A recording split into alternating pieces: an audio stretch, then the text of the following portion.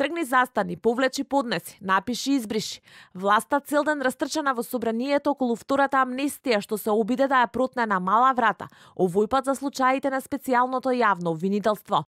Измени на членот 353 од Кривичниот законник, со кој во вода паѓаат повеќе случаи на специјалното јавно обвинителство. Пратеничката Елизабета Канчевска-Милевска, која е дел од осумката исклучени пратеници од ВМРО ДПМН, кои треба да гласаат за уставните измени, со него требаше да се спаси од кривична одговорност. Освен таа, ќарот измените ќе има и обвинетите во Трезор, Сашо Мијалков, Гордана Јанкуловска, Милејана Киевски, Горан Груевски, Тони Јакимовски и Небојша Стајковиќ, како и во Траекторија, каде се обвинети Владимир Пешевски и Милејана Киевски. По бурата од реакции, власта се повлече од измени на членот со кој директно се правеше упад во случаите на СЈ. Но во новиот закон останаа измените со кои се намалуваат казните за дела поврзани со јавните набавки и злоупотребата на службена должност.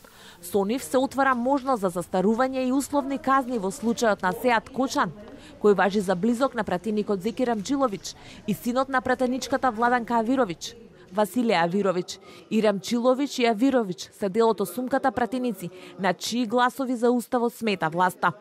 Пратениците од СДСМ и ДУИ кои што се потпишаа на законот решија да молчат, но се јави од владата, тврдејќи дека немаат поим што прават нивните пратеници во собранието, но откако законот беше повлечен.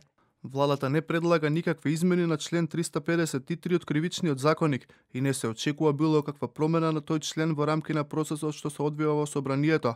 Е ставот на владата во однос на гласините што се појавија во јавноста, дека покрај законот за амнестија што беше изгласан минатата недела, владата во договор со опозицијата подготвува нова амнестија. Опозицијата пак нема дилеми.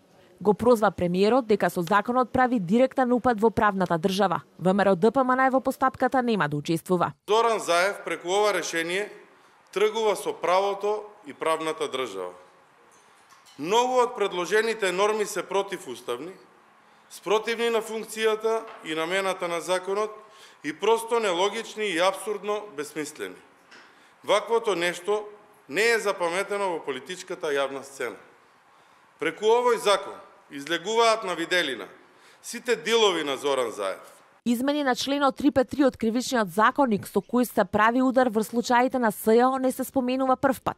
Тој беше актуелен и на лидерските средби летово. Власта тврдеше дека е барање на опозицијата и дека амнестија нема да има за предметите на СЈ. Опозицијата пак демантираше дека бара некаква амнестија.